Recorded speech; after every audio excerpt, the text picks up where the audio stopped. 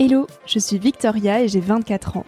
Chaque semaine, j'embarque mon micro jaune et je pars à la rencontre de personnes inspirantes pour poser mes questions sur ce qui fait nos vies, dans un monde où l'on se cherche et où on questionne notre avenir. J'espère qu'écouter le parcours et les conseils de ces personnes qui ont rêvé et osé faire de leur rêve une réalité t'aidera toi aussi à avancer d'un pied plus sûr dans la vie. Alors je t'invite à emprunter un nouvel œil pour regarder le monde sous un autre angle, pour te recentrer sur ce qui est essentiel et sur qui tu es, pour t'aider à trouver ton chemin et surtout, à oser.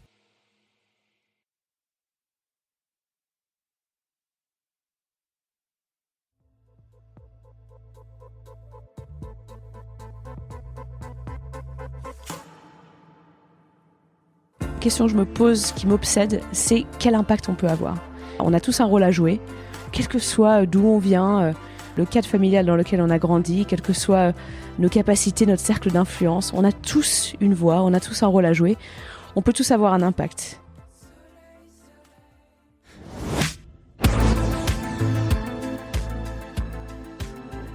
Il est très difficile de savoir ce qu'il se passe dans le monde de la recherche. Même le résumé du rapport du GIEC d'une 30aine de pages est inabordable.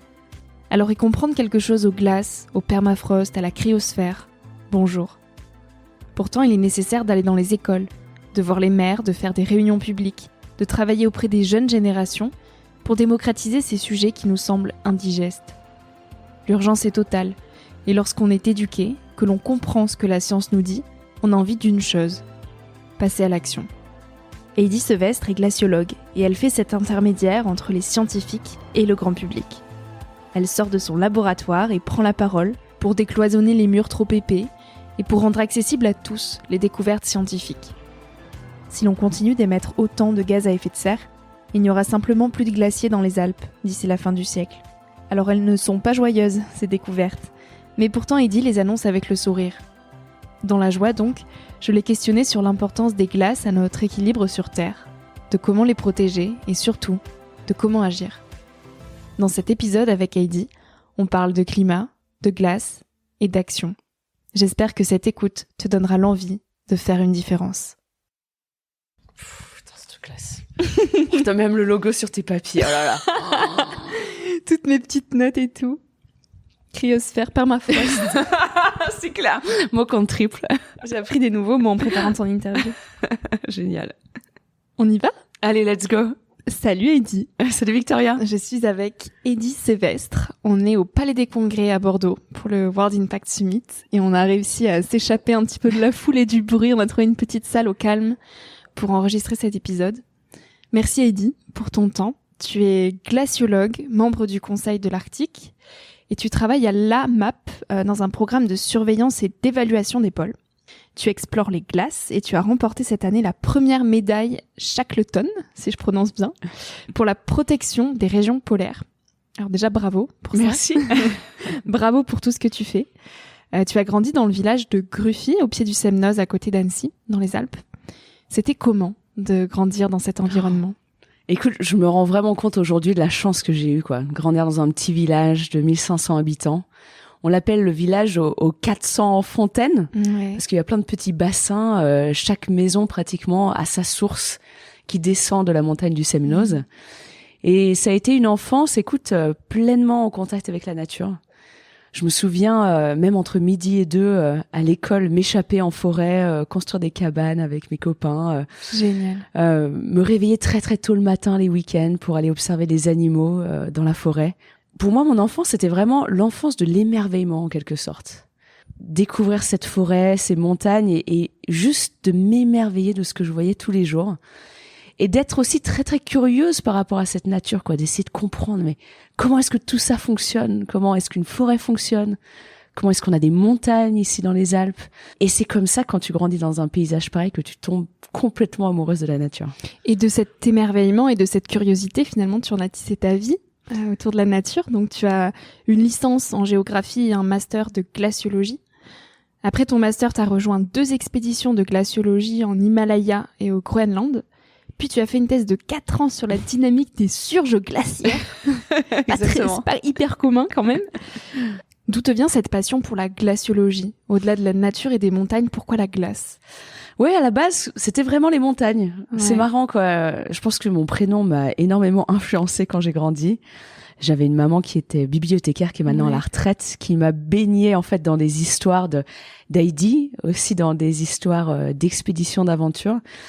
Et en fait, tout ce que je voulais faire, c'était de passer le plus clair de mon temps dehors. Je voulais être à l'extérieur, je voulais avoir vraiment un métier pleinement en contact avec la nature. Et quand j'étais petite, quand j'étais ado, je faisais partie d'un club de rando. Et donc, big up aux randonneurs du Chéran, un club extraordinaire avec énormément de bénévoles qui emmenaient tous ces jeunes en montagne. Et c'est là où je suis complètement tombée amoureuse des glaciers, quoi. En plus de la montagne, de la forêt, j'ai découvert cet étage altitudinal qui était pour moi complètement une autre planète. Et j'avais envie de le comprendre, cet environnement. J'avais vraiment envie de l'apprivoiser.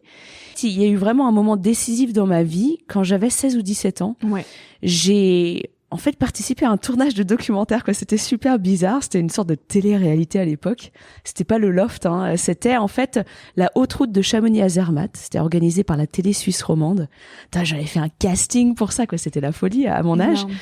Et en fait, pendant ces 10 jours de rando, donc de Chamonix à Zermatt, par les glaciers, j'ai rencontré un guide de haute montagne, Hubert, un guide extraordinaire de Verbier, avec qui j'ai reconnecté il y a pas longtemps. Et Hubert m'a dit, écoute, il y a des gens, on les paye pour étudier les glaciers, on les appelle les glaciologues. Et pour moi, ça a été un véritable moment eureka, cette conversation avec Hubert. Et je me suis dit, bah voilà quoi, c'est tout simplement ce que je vais faire. Je vais devenir glaciologue. Donc à 16 ans. Ouais. Et quelle chance, en tout cas, quand t'es ado, tu sais, je bosse avec beaucoup de jeunes aujourd'hui, c'est tellement difficile de savoir exactement ce qu'on veut faire, d'essayer de trouver une voie, d'essayer de trouver une passion, en fait, qui nous anime. Et moi, j'ai eu la chance, en fait, très vite, de me rendre compte que ma passion pouvait devenir ma raison d'être, pouvait devenir mon métier, ma profession. Et ça a été vraiment ma ligne directrice. Et aujourd'hui, tu peux pas t'imaginer, mais pratiquement tous les jours, je me dis, mais je suis tellement contente d'avoir pu faire ce métier. Je suis ultra épanouie et en fait, j'aime énormément ce que je fais. Ça se ressent tellement. Donc dès 16 ans, tu t'es dit, ma vie, ça sera être glaciologue. Ouais. Et il n'y avait pas de plan B possible. Tu y croyais Mais j'y croyais à fond. Et tu sais, c'est marrant parce qu'ensuite, j'ai fait un lycée agricole, ce qui est peut-être pas la voie royale pour devenir glaciologue, parce que j'aimais ce contact avec la terre, avec la nature. Et je me souviens avoir cette conversation avec mes camarades de classe où on se disait, est-ce qu'on choisit un métier où notre métier, c'est notre passion ? Ou est-ce qu'on choisit un métier peut-être avec la pression des parents, plus un métier alimentaire, tu vois, qui va bien payer, qui va nous donner une bonne situation. Et pour moi, il n'y avait pas de plan B, ouais. C'était glaciologue ou rien. Et tes parents t'encourageaient ? Écoute, mes parents, en tout cas, ne m'ont jamais mis de barrière. Ok. Et je pense que c'est quelle chance, quoi, d'avoir des parents qui nous font complètement confiance.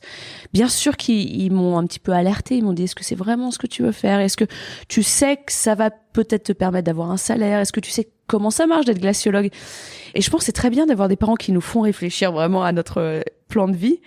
Mais ils m'ont jamais mis de barrière. Et aujourd'hui encore, je pense qu'ils savent pas tout à fait ce que je fais, et peut-être tant mieux d'une certaine façon.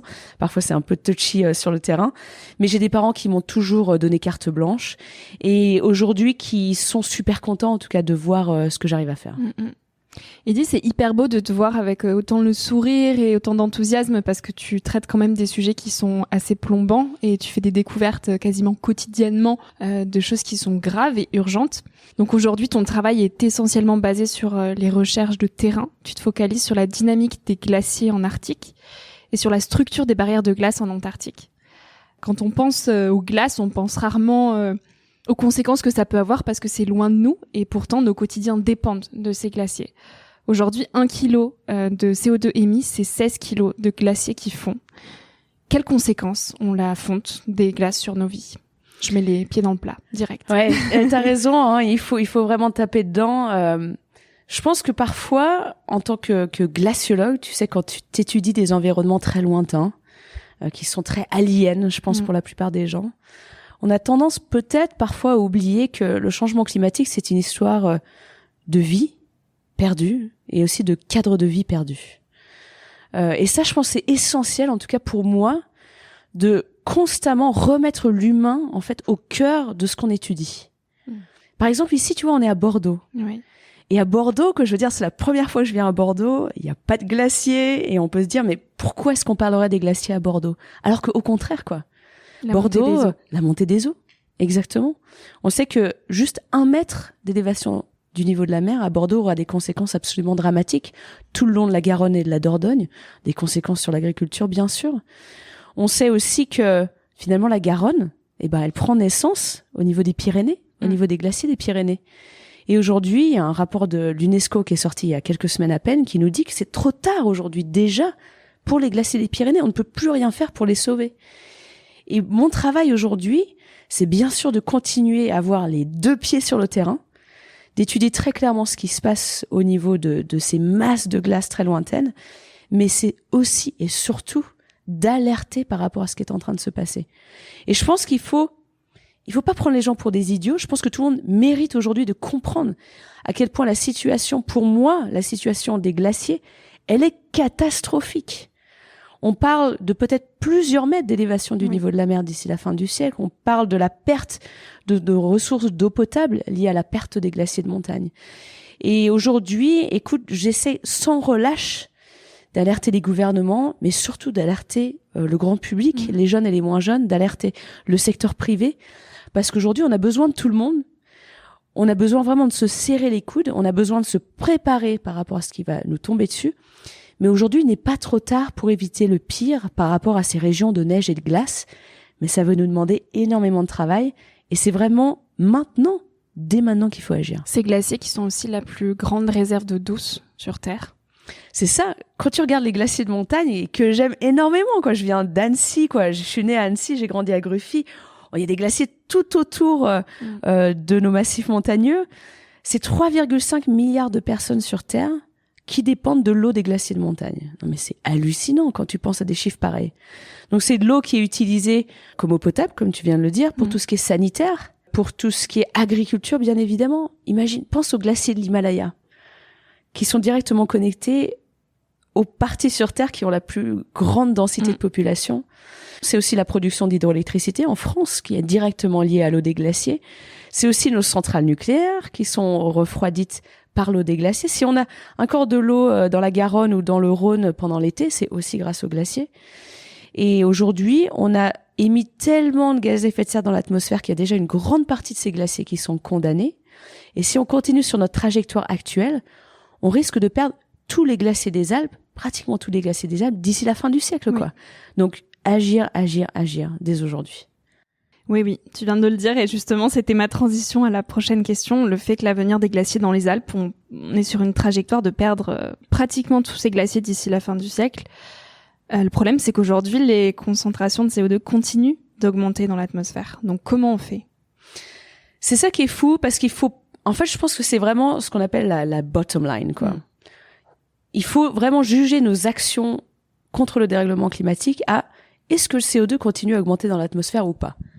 Finalement, quelles que soient les annonces, je sors de la COP27, quelles que soient les annonces qui sont données par les gouvernements, par le secteur privé, il suffit de regarder est-ce que les concentrations de CO2 continuent à augmenter. Aujourd'hui, il n'y a aucun doute là-dessus. Il y a eu un super rapport par l'Organisation météorologique mondiale qui nous a sorti le bilan qui est dramatique du CO2, du méthane, du dioxyde d'azote. Tout ça continue d'augmenter aujourd'hui. Ok. Donc ça veut dire qu'on est encore aujourd'hui sur cette trajectoire qu'on appelle la trajectoire du pire des cas. Oui. Donc n'ayons pas peur des mots, on est vraiment dans le pire scénario du GIEC en ce moment, c'est-à-dire que nos concentrations de CO2 continuent à augmenter. Donc sur cette trajectoire actuelle, on est vraiment sur cette trajectoire où on va perdre probablement 94% des glaciers des Alpes d'ici la fin du siècle. Donc c'est-à-dire que c'est dans 70 à 80 ans à peine, on risque de perdre toutes ces ressources en eau. Et nous, on est vraiment les doigts dans la prise. Il faut bien comprendre que cette eau, on en a clairement besoin au quotidien. Et aujourd'hui, ce qui est un peu dommage, c'est que la communauté scientifique n'est pas capable de dire quelles sont les ressources économiques directes que l'on tire de ces glaciers-là. Pour nous, c'est acquis que chaque année, chaque été, les glaciers vont nous donner de l'eau. C'est acquis, en fait, on se pose même pas de questions. Alors que finalement, chaque mètre cube de ces glaciers, c'est inestimable, en fait, la valeur que ça nous apporte, la valeur de ces écosystèmes-là. Et aujourd'hui, pour nous, on a l'impression qu'on en bénéficie gratuitement. Et il faut vraiment qu'on comprenne ce qu'on est en train de perdre. Bien sûr, la valeur économique, mais il n'y a pas que ça. Il y a la valeur culturelle qui est associée à ces glaciers, à ces paysages-là. Il y a la valeur en termes de biodiversité aussi, ce que ça nous apporte. Parfois, ces écosystèmes sont des puits de carbone aussi. Et aujourd'hui, on ne peut pas continuer dans cette direction-là. Oui. On n'est pas du tout adapté à ce qui va nous arriver dessus. Et aujourd'hui, il faut à tout prix qu'on arrête d'utiliser autant d'énergie fossile.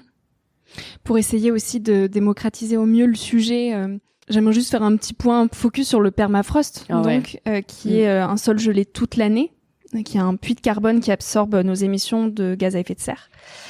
Et 25% de nos terres sont du permafrost dans l'hémisphère nord. Si ce permafrost fond, quand le permafrost dégèle, c'est toute la matière organique à l'intérieur qui rejette des gaz à effet de serre, dont le méthane. Et donc, en fait, donc ça, tu vas l'expliquer mieux que nous, mais il y a des boucles de rétroaction qui se créent, c'est-à-dire qu'après, ça entraîne des événements en chaîne qui sont incontrôlables. Est-ce que tu peux nous expliquer ce phénomène-là? Parce que c'est au-delà du fait que la fonte des glaciers entraîne la montée des eaux, il y a aussi ces fameuses conséquences qui, parfois, sont trop peu mentionnées quand on parle de la fonte des glaciers. Oui, complètement. Et c'est vrai que le permafrost, alors en parlant de sujets aliens ou sujets où on a l'impression que c'est très loin de nous, alors le permafrost, c'est particulièrement ça. Et écoute, ce qui est fou, c'est qu'on oublie peut-être, mais du permafrost, on en a chez nous en France aussi. On en a dans nos très hautes montagnes. Okay. Tu sais, dans les Alpes, en fait, c'est un sujet qui nous inquiète beaucoup en ce moment, parce qu'on a du permafrost, par exemple, dans le massif du Mont Blanc, et dans toutes les montagnes qui sont au-delà de 3000, 4000 mètres d'altitude. Ce permafrost, chez nous, c'est en quelque sorte le ciment naturel de nos montagnes. Donc pense à l'aiguille du Midi, tu vois, dans le massif du Mont Blanc, magnifique pic montagneux. Et ben l'aiguille du Midi, aujourd'hui, si toutes ces roches elles tiennent les unes collées aux autres, c'est grâce au permafrost. Donc ce permafrost, c'est cette glu, ce truc gelé en fait qui maintient tout ça ensemble. Et aujourd'hui, le dégel du permafrost dans les Alpes qui se réchauffent 2 fois plus vite que le reste du territoire français, et ben ça crée tout un tas de conséquences directes chez nous. Et on voit par exemple des courses de montagne, des randos qu'on ne peut plus faire maintenant pendant l'été et pendant l'automne, parce que ces montagnes se désintègrent aujourd'hui. Tellement que cette glu naturelle, ce ciment naturel dégèle, et donc on a des chutes de pierres, des glissements de terrain hallucinants, et qui mettent en péril toute une économie qui est associée à ça. Et moi qui adore l'alpinisme, la randonnée, c'est ultra dangereux, c'est vraiment terrifiant en fait ce qui est en train de se passer. Et je pense bien évidemment aux guides de haute montagne. Oui. Mais quand on regarde ce qui se passe plutôt au niveau de la Sibérie, au niveau de l'Arctique, qui est une région que je connais très bien, par quoi ça se traduit, ce dégel du permafrost? Ça se traduit en 2 choses. Déjà, 60 à 70% des infrastructures arctiques sont construites sur du permafrost. Ah oui. Donc c'est énorme. Ouais. Donc c'est-à-dire, imagine des villes, des villages, imagine des mines, imagine des pipelines qui sont construits directement sur un sol qui est gelé, donc en gros du ciment, mais maintenant du ciment qui dégèle, donc qui va déstabiliser toutes ces infrastructures. Donc ça, c'est que le début du problème. Là vraiment, c'est très difficile à arrêter, un permafrost qui dégèle, mais aussi quand il dégèle, comme tu l'as si bien dit, le problème c'est que le permafrost, c'est rempli de matière organique. Et plein de petites bactéries, de petits microbes, de petits virus vont se réveiller, vont se mettre à manger cette matière organique, et en mangeant cette matière organique, vont rejeter des gaz à effet de serre. Notamment beaucoup de méthane, qui est super efficace en termes de réchauffement climatique, mais aussi du CO2. Et là, c'est vraiment ce qui est très flippant. C'est que ça va accélérer d'autant plus le phénomène. C'est un phénomène, comme tu le dis si bien, qui s'auto-alimente en fait. Que le permafrost aujourd'hui dégèle parce que les températures augmentent. En dégélant, il augmente les concentrations de gaz à effet de serre qui vont en plus accélérer le réchauffement des régions comme l'Arctique. Et aujourd'hui, on parle du pays du permafrost. Donc le permafrost, aujourd'hui, en 2022, il émet autant de gaz à effet de serre qu'un pays comme le Japon. Et je trouve que c'est très parlant de mettre en parallèle en fait des émissions d'un écosystème naturel par rapport à un pays. Si on continue à augmenter les concentrations de gaz à effet de serre, le permafrost, il va se mettre à émettre autant qu'un pays comme l'Inde d'ici la fin du siècle. Si on continue à augmenter nos concentrations de gaz à effet de serre, il va se mettre à émettre autant que l'Union européenne tout entière. Une fois que le permafrost commence à dégeler, ça va impacter notre planète sur des générations et des générations, sur au moins 100 à 150 ans. toutes ces connaissances que tu as en tant que scientifique, tu essaies justement de les décloisonner de cet aspect très scientifique et de les amener au grand public. Donc tu sensibilises auprès de décideurs et de la société à l'importance aussi de la cryosphère. Donc la cryosphère, c'est toutes les étendues gelées ou glacées sur Terre, donc les glaciers, les calottes polaires, le permafrost, les glaces, etc. Et aux besoins urgents d'une action climatique plus ambitieuse. Donc tu étais notamment à la COP27, là, il y a quelques jours. Une fois qu'on est sensibilisé et qu'on a toutes ces informations en tête, là, je pense que voilà, on vient de mettre le schéma dans la tête de celles et ceux qui nous écoutent. Où sont les solutions aujourd'hui ? Pour qu'on ne termine pas cet épisode en se disant « Ok, donc là, Heidi nous a dressé un portrait hyper sombre de l'avenir des glaciers. Qu'est-ce qu'on fait une fois qu'on est sensibilisé ?» Écoute, moi, je vois vraiment mon rôle en tant que passeuse de science, en tout cas. J'essaie de tout faire pour que tout le monde comprenne ce qui se passe, du moins au niveau de la cryosphère, comme tu l'as dit. Parce que aujourd'hui, la science mérite d'aller directement au contact des populations. Au-delà des publications scientifiques, au-delà des rapports scientifiques, il faut vraiment que nous, les experts, entre guillemets, aient une communication beaucoup plus proactive. Il faut qu'on aille à la rencontre des décideurs. Ah ouais, tout à fait. Il faut qu'on rende cette science, quoi, je veux dire, super excitante, super intéressante. C'est la folie ce qui se passe au niveau scientifique. On est en train de vivre une révolution au niveau de nos techniques, de nos compréhensions du changement climatique. C'est fascinant. C'est passionnant et tout le monde est en mesure de le comprendre si on emploie des mots simples. Et tout à fait. Et je pense qu'il faut vraiment pas avoir peur d'aborder des sujets qui ont l'air très complexes, mais en fait, tout le monde est en capacité de comprendre ce qui se passe. Quoi, je le vois quand j'interviens dans des écoles primaires, c'est hallucinant à quel point tout le monde peut acquérir ces sujets-là et les appréhender, les adopter et vraiment motiver le passage à l'action. Et c'est ça qui est capital pour moi aujourd'hui. C'est vraiment de faire en sorte que tout le monde comprenne ce qui se passe. Parce que je le vois au quotidien, quand on comprend vraiment ce qui se passe, dans ses moindres détails, quand on est vraiment dans on a vraiment cette base scientifique qui est acquise. La première chose qu'on me pose, c'est mais qu'est-ce que je peux faire par rapport à ça ?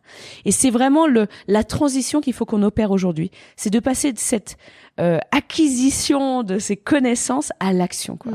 Il faut vraiment que nos actions soient motivées par cette base fondamentale de connaissances scientifiques. Et qu'est-ce qu'on peut faire par rapport à ça ? Alors, heureusement, on peut faire plein de choses. Pour nous, le message important, c'est d'une part de faire en sorte que tout le monde comprenne qu'ils peuvent agir par rapport à ces régions de neige et de glace. Et de faire en sorte de tout faire pour éviter de dépasser les 1,5 degrés. Parce que pour nous, les scientifiques, c'est 1,5 degrés, c'est là où se trouvent tous ces points de bascule. On parlait du permafrost, toutes ces boucles de rétroaction à partir au-delà desquelles on perd le contrôle du dérèglement climatique. Alors, qu'est-ce qu'on peut faire par rapport à ça ? Et oui, on se remonte les manches. Et la première chose que je dis souvent, c'est d'aller voter. Et ça, je trouve ça fou aujourd'hui. Qu'en 2022, et je m'adresse alors là directement aux jeunes, qu'on ne comprenne pas cette urgence d'aller voter. Peut-être parce qu'on est ultra frustré, et ça je le comprends tout à fait. Parce on perd la foi dans notre gouvernement, dans notre monde politique. Mais allez voter! Voter, c'est le truc le plus important qu'on puisse faire aujourd'hui. On peut tous le faire à partir de 18 ans. Votons pour des gens qui respectent le travail scientifique, qui comprennent l'urgence totale dans laquelle on est. Je parle pas qu'au niveau national. Je parle aussi au niveau de nos communes. Je parle de mon village que j'adore, de Gruffy, ma mère que j'adore, Marie-Luce Perdry, qui est géniale. Je parle au niveau de nos universités, au niveau de notre travail. On a sans arrêt des occasions de voter, mais votons pour des gens qui ont envie de se relever les manches et de travailler pour lutter contre le dérèglement climatique. Donc déjà, ça c'est la première chose. La deuxième chose, c'est d'utiliser sa voix pour se faire entendre. Aujourd'hui, mais on n'a pas à accepter ce qui est en train de se passer. Je veux dire, quand on est frustré de notre gouvernement, mais disons-le. Je veux dire, quand on voit que les choses n'agissent pas assez vite, utilisons nos voix. Il faut oser être radical aujourd'hui, en tant que citoyen. Je pense qu'il faut utiliser les outils qu'on a à notre disposition. Et on n'a pas tous les mêmes outils, on n'a pas tous les mêmes cercles d'influence.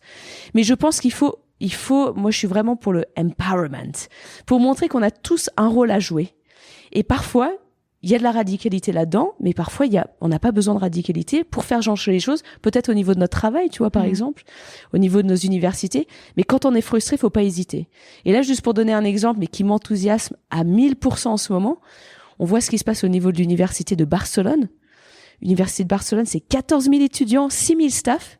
Les étudiants ont fait 7 jours de protestation, de grève. Ils ont créé un cours obligatoire pour tout le staff, tous les étudiants, sur la justice sociale, sur le dérèglement climatique, sur la perte de biodiversité.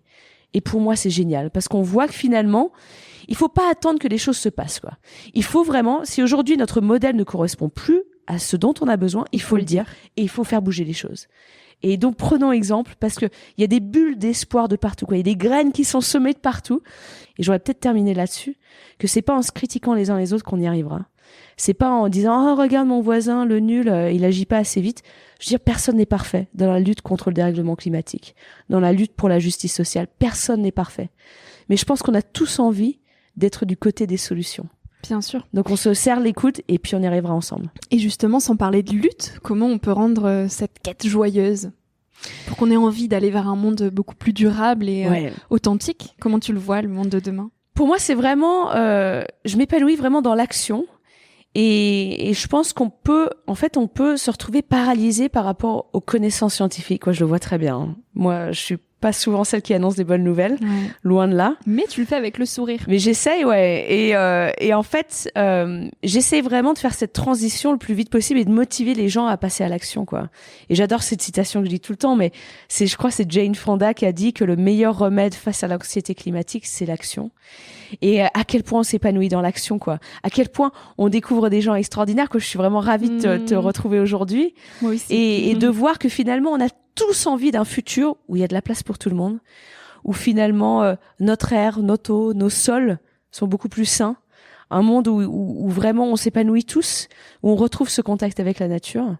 Et je veux dire, aujourd'hui, il n'y a plus rien à attendre, il n'y a plus rien à... Faut pas attendre des solutions technologiques qui arriveront peut-être dans les prochaines décennies. Faut pas attendre que nos gouvernements se réveillent. Faut pas attendre que notre gouvernement change. Je veux dire, faut faire avec ce qu'on a maintenant, tout de suite. Et les solutions, elles sont là. Et les solutions, elles sont là. Et aujourd'hui, on comprend très clairement ce qui se passe. On a déjà tout testé. Et voilà, les solutions, elles sont là. On a toutes les cartes en main, donc agissons le plus vite possible. Comment on se projette dans la vie des grands aujourd'hui quand on a 20 ans et qu'à la fois il faut trouver un travail, qu'on a la pression des parents qui nous disent il faut que tu trouves ce que tu fais. Voilà, il y en a qui n'ont pas eu la chance dès 16 ans de savoir qu'ils voulaient être glaciologues et qu'on a en même temps cette conscience écologique. Comment on se positionne? J'ose même pas imaginer à quel point ça doit être compliqué. Ouais, j'avoue, pour moi, c'était une évidence que j'allais faire. Mais quand je dialogue avec les jeunes aujourd'hui, waouh, c'est pas facile du tout, quoi. Et ce que je leur recommande, c'est de tester plein de choses. Et justement, de contacter des associations, des œuvres de charité et d'essayer de comprendre comment eux aussi peuvent mettre leur pierre à l'édifice. Et justement d'être assez malin dans le choix de leurs études, mais de pas s'enfermer dans des silos. Aujourd'hui, on voit que ce qui marche, c'est d'être vraiment super interdisciplinaire, d'avoir une vision vraiment horizontale des choses, de pouvoir peut-être, tu vois, moi je suis scientifique, mais j'essaie vraiment de dialoguer avec plein d'autres mondes, le monde privé, le monde des gouvernements, essayer de m'ouvrir le plus possible à d'autres silos qui me sortent vraiment de ma zone de confort. Et c'est vraiment ce que je leur recommanderais, c'est de tester plein de choses et de surtout pas se mettre une pression de fou, parce qu'aujourd'hui on sait que les métiers de demain n'existent pas aujourd'hui. Et donc de se lancer dans une direction et de voir quoi, si finalement de lancer des pattes au mur et de voir si elles collent, tu vois. Et d'oser en fait sortir de leur zone de confort. Jouer avec la vie. Et de jouer avec la vie écoute, moi, c'est fou, mais je fais vraiment hyper confiance à la vie. Des fois je fais des sauts dans le vide hallucinants. Et je me dis que de toute façon je retomberai sur mes pattes, quoi. Parce que c'est vraiment en allant vers l'autre, en sortant de sa zone de confort, en osant soutenir, aider, en se serrant les coudes, qu'on ferait des rencontres extraordinaires et que finalement on découvre des choses que l'on ne connaissait pas avant. Et dis, on va passer à des questions un peu plus philosophiques, loin de la rationalité de la science. Qu'est-ce qui t'anime tant dans l'idée de préserver la vie? Qu'est-ce qui m'anime tant? Écoute, moi je pense que à force de passer du temps dans ces régions extraordinaires, dans ces régions de neige et de glace, j'ai conscience de deux choses. Je pense que j'ai conscience du merveilleux, en fait. De à quel point ces paysages sont extraordinaires, mais aussi éphémères. Et que finalement, le temps passe tellement vite que la vie est tellement courte que j'ai envie de tout faire pour que les générations suivantes aient la même chance que j'ai aujourd'hui, quoi. De pouvoir passer autant de temps auprès des glaciers, quoi, et de me rendre compte à quel point ces environnements qui donnent la vie, les glaciers, c'est l'eau, hein. C'est vraiment l'origine de la vie. Moi, j'ai qu'une envie, c'est que les générations suivantes aient cette occasion-là aussi. Et est-ce qu'être conscient de cet éphémère, ça donne d'autant plus d'intensité à la vie ? Complètement. Moi, j'ai vraiment... écoute, je me réveille le matin, je me dis, voilà, j'ai quelques heures pour faire une différence aujourd'hui. J'allais dire que j'ai un peu chaud, le feu aux fesses, mais c'était pas la bonne expression. Mais c'est vrai, quoi. Oui. Je me réveille avec une motivation de fou, quoi. Ouais. Parce que voilà, chaque jour compte. Et je me rends compte aussi, tu vois, je te parle du merveilleux, je parle de tout ce qui est positif par rapport à ces environnements-là, mais je me rends compte aussi à quel point quand on les titille, ces environnements-là, ils sont dangereux, quoi. Que c'est des environnements qui donnent la vie, c'est des environnements qui reprennent la vie très vite. On voit ce qui se passe au niveau du Pakistan avec des inondations de fou, des pluies torrentielles, la perte de leurs glaciers aussi. Et donc, je suis parfaitement consciente que cette nature, quand on travaille avec elle, elle nous apporte énormément. Quand on travaille contre elle, on se le prend au mille, quoi. Et aujourd'hui, vraiment, c'est ça qui me terrifie aussi. C'est de me rendre compte à quel point, aujourd'hui, on ne travaille plus du tout avec elle. On est complètement déconnecté de ce qui se passe, mais on a peut-être oublié ça. Et donc, elle nous rappelle qu'elle est là. Elle nous rappelle qu'elle est là. On a oublié que c'est difficile d'arrêter un océan qui augmente en volume. C'est difficile de ralentir la fonte du permafrost. Et c'est ça, on l'oublie, on perd tout, quoi. Et la vie, c'est quoi pour toi, dans son ensemble ? Comment on traverse son existence ? Pour moi, écoute, le mot qui m'obsède en ce moment, c'est vraiment l'impact. Et c'est marrant parce qu'on est au World Impact Summit aujourd'hui. Mais pour moi, c'est peut-être philosophique, mais je pense qu'on a tous un rôle à jouer. Et c'est vrai que la question que je me pose, qui m'obsède, c'est quel impact on peut avoir. Je pense on a tous un rôle à jouer, quel que soit d'où on vient, le cadre familial dans lequel on a grandi, quelles que soient nos capacités, notre cercle d'influence. On a tous une voix, on a tous un rôle à jouer. On peut tous avoir un impact. Et mon frère m'avait dit ça une fois. Il m'avait dit, écoute, Heidi, dans la vie, soit on œuvre pour protéger la planète, soit on fait l'inverse, quoi. Peut-être qu'il m'avait dit ça dans le sens où, à cette époque, peut-être qu'il se posait la question par rapport à lui et son propre travail. Peut-être qu'il avait l'impression de ne pas aider à protéger la planète, je ne sais pas. Mais je pense qu'aujourd'hui, on se sent peut-être tous assez coupables par rapport à ce qui se passe. On a tous beaucoup de responsabilités sur les épaules. Mais on a tous un rôle à jouer, quoi. Et on peut tous avoir un impact. Alors, faisons en sorte que cet impact il soit le plus positif possible. Quand on met l'impact au cœur de nos vies, j'aime pas vraiment ce mot, mais c'est quelque part un sacrifice aussi de sa vie. Parce qu'il n'y a pas de porte qu'on ouvre le matin et qu'on referme le soir, ça nous habite au quotidien. Comment toi, tu arrives à garder un équilibre et à te préserver entre tous ces chiffres, ces sollicitations, et à quand même garder un petit moment juste pour toi et à couper du bruit du monde ? Tu y arrives ? C'est pas facile du tout. Alors, je te cache pas qu'en ce moment, c'est mission impossible, mais je sais que pour moi, le seul moyen de recharger mes batteries, ça paraît con, hein, mais c'est de voir des glaciers, en fait. Et donc, je me force vraiment à prendre des moments où je coupe tout et je me dis, bon, allez, là, faut que j'aille voir un glacier. Ouais. Parce que, en fait, c'est vraiment le moment où je recharge mes batteries et en fait, où tout ce que je fais prend du sens, quoi. Et c'est aussi simple que ça pour moi, quoi. C'est de me retrouver en pleine nature, voir ces beaux glaciers et de me dire, bah voilà, tout prend du sens, quoi. C'est pour ça que je me bats au quotidien, quoi.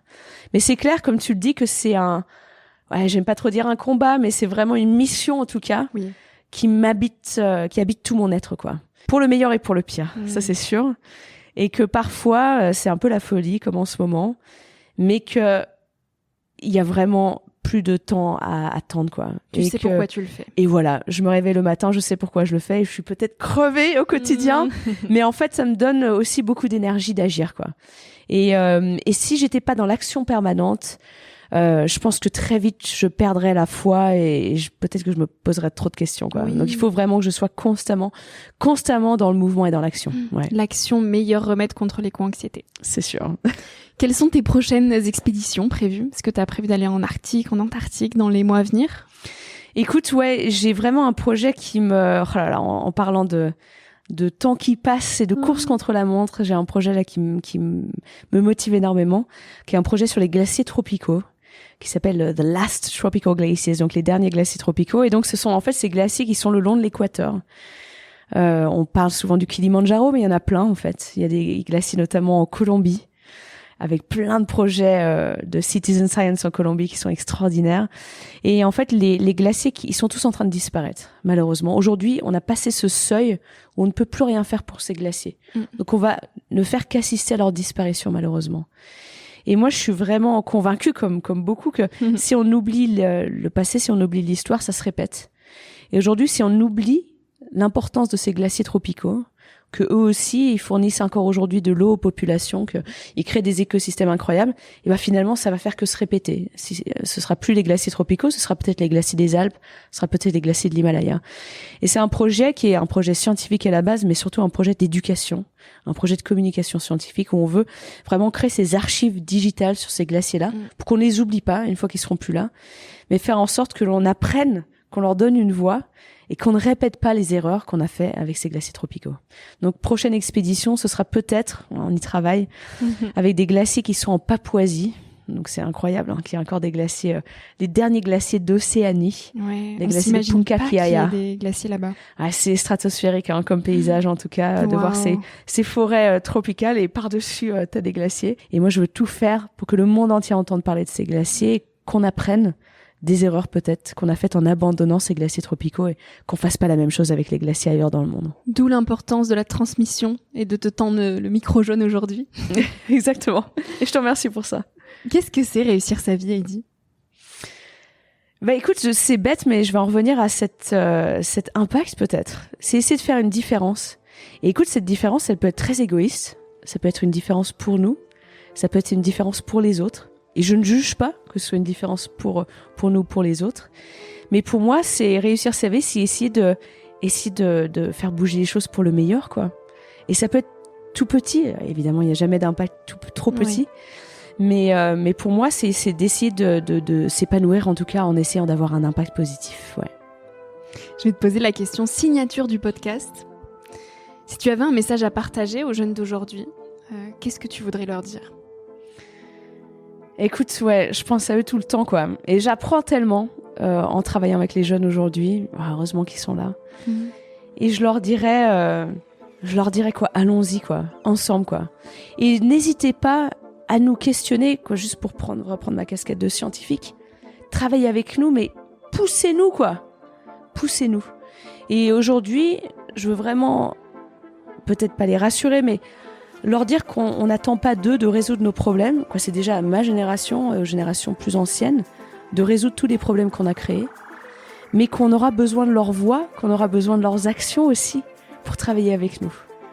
Et donc, essayons justement de nous donner la main et let's go, quoi. On y va, quoi. On va tout changer, on peut tout faire. On va y arriver. Mais aujourd'hui, on a vraiment besoin de travailler ensemble et qu'ils n'hésitent pas à remettre en question le système actuel. Et ils le font, et heureusement. Merci beaucoup pour tous ces partages, Heidi. Merci beaucoup, Victoria. Merci à toi d'avoir écouté l'épisode jusqu'ici. Si ce moment t'a plu, je t'invite à le partager, à laisser quelques étoiles sur iTunes ou Spotify, ou à faire une story sur Instagram pour que je puisse te repartager. En attendant de se retrouver lundi prochain, tu peux me suivre au quotidien et m'écrire sur la page Instagram Nouvel Oeil. Sur le site internet www.nouveloeil-podcast.com, tu pourras aussi t'abonner à ma newsletter. J'y partage des inspirations, des nouvelles, des astuces et des petites choses qui font notre quotidien. Je te dis à la semaine prochaine pour de nouvelles aventures et en attendant, savoure la vie comme il se doit et fais des choses folles.